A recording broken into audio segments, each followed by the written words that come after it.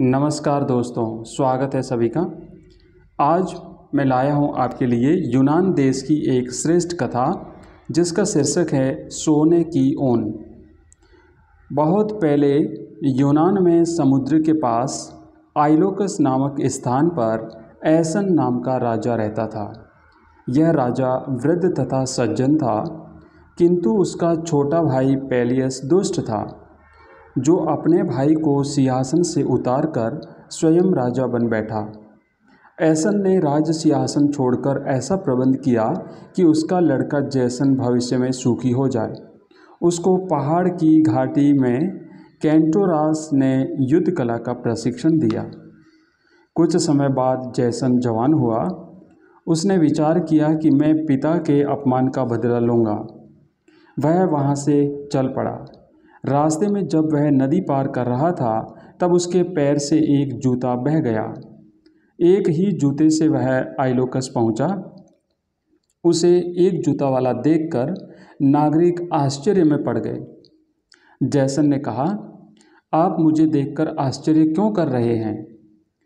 उनमें से एक वृद्ध बोला, भाई, आपको देखकर पेलियस भयभीत हो जाएगा, क्योंकि किसी ज्योतिषी ने उससे पहले कहा था कि यदि कोई एक जूता पहना हुआ व्यक्ति तेरे राज्य में आएगा, तब तेरा सर्वनाश होगा।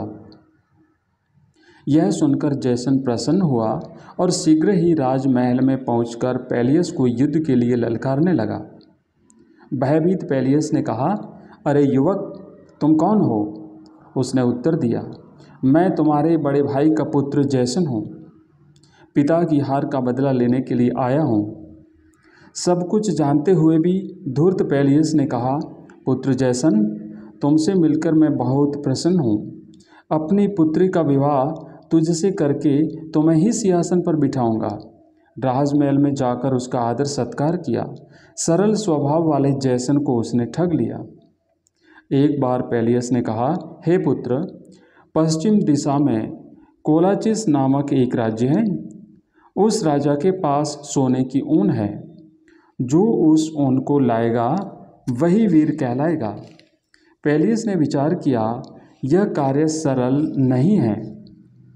ऊन लाने में उसकी मृत्यु हो जाएगी। परंतु जैसन तो वीर युवक था। जैसन की यात्रा के लिए 50 योद्धा तैयार किए गए और एक पानी का जहाज। यह देखकर कोलाचिस नगर के राजा ने आकर कहा, आप लोग यहाँ क्यों आए हैं? उन्होंने कहा, सोने की ऊन लेने के लिए हम यहाँ आए हैं। कोलाचिस ने कहा, यह कार्य बहुत कठिन है। पहले तुम किसी खेत में आग उगलने वाले बैलों को जोत कर खेती करो, उसमें अजगर के दांत बो। वीर जैसन ने कहा, राजन, यह सब कुछ मैं करूँगा। उस युवक की सारी बात सुनकर पास में खड़ी राजकुमारी मीडिया उसमें अनुरक्त हो गई। उसने मन में निश्चय किया कि मैं इस युवक की सहायता करूंगी। वह जादू जानती थी।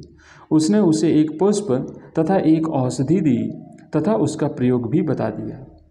दूसरे दिन जैसन अपने शरीर पर औषधि मलकर आग उगलने वाले बैलों को हल में जोत कर खेत बोने का कार्य आरंभ करने लगा।